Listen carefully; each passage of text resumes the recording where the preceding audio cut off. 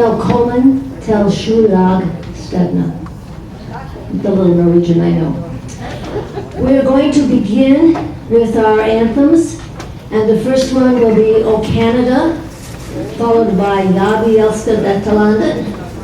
And then the English version, which was translated by one of the Norwegian tour leaders, Bergamon, because I don't know all the words, and many of you don't know all the words, so it would be nice to know what we're singing about. And we will end with our Star Spangled Banner, and David Rocky is going to read the songs. And thank you to Sandy Hendrickson, Landing's president and Sigdalslag member. This evening we will begin with greetings from some of our dignitaries, beginning with Mayor of Fargo, Dennis Wallaker.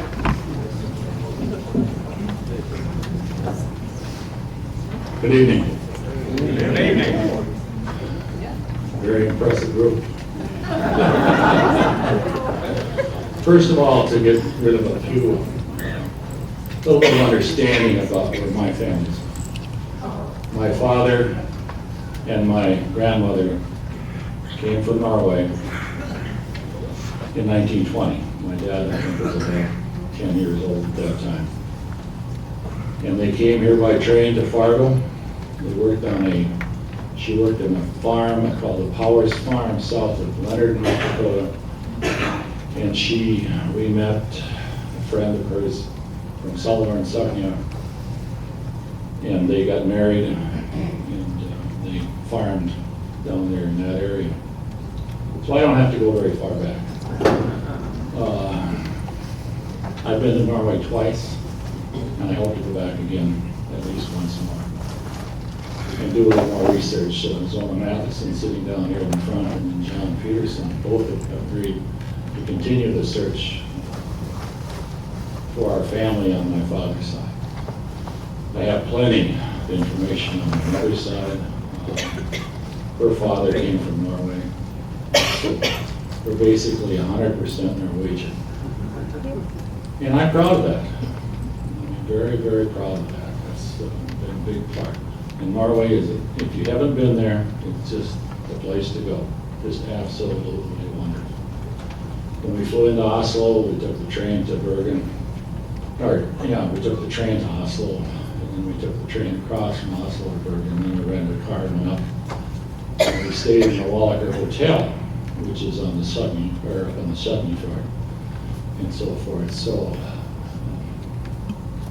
it was a very interesting time. There's nothing in the country. We met one person that could not speak fluent English.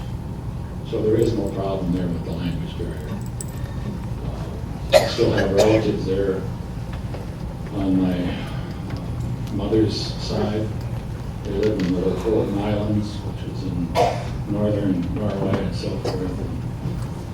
And my dad's mother lived in South Norway.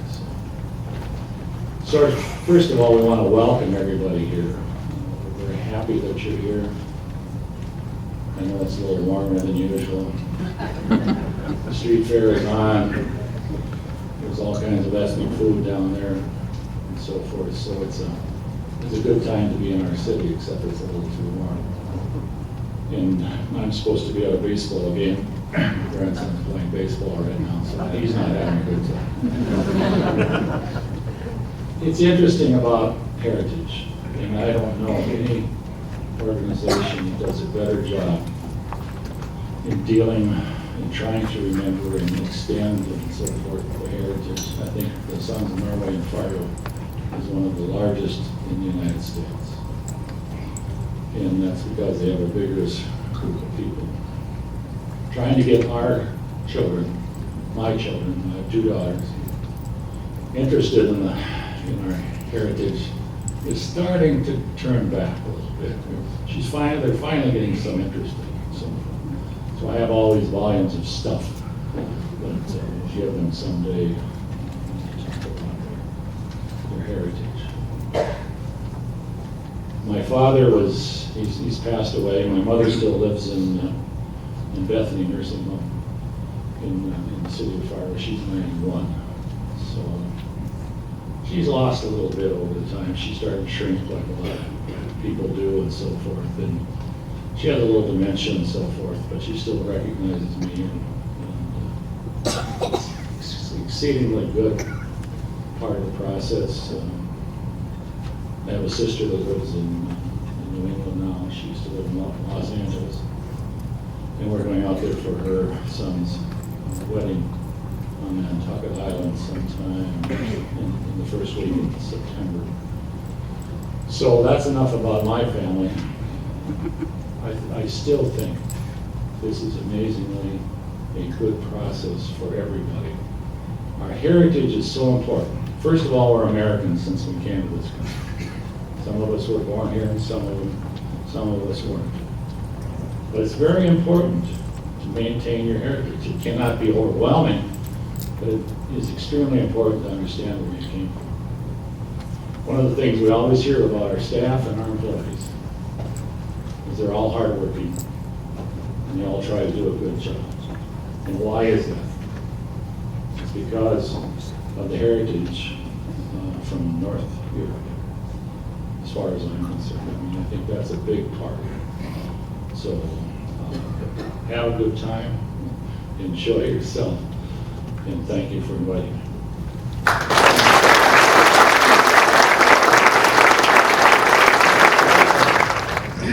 Okay, thank you, Mayor. Next on the agenda is a word of greeting from our honorary Consul General from Norway, or Norwegian rather, from Minneapolis, Gary Gandrud.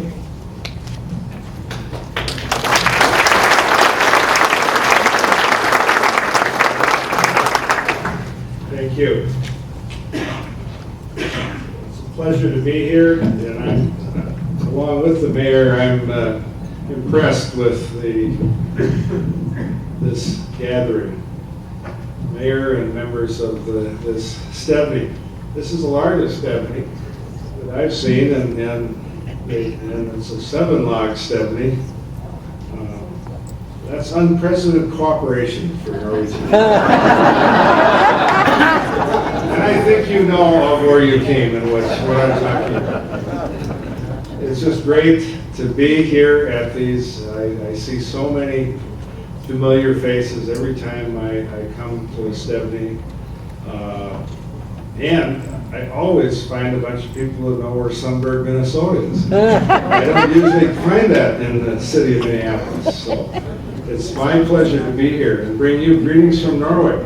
This May, His Majesty Harald V, King of Norway, sent a message to me and asked me to greet all his friends in the Midwest. And that means you.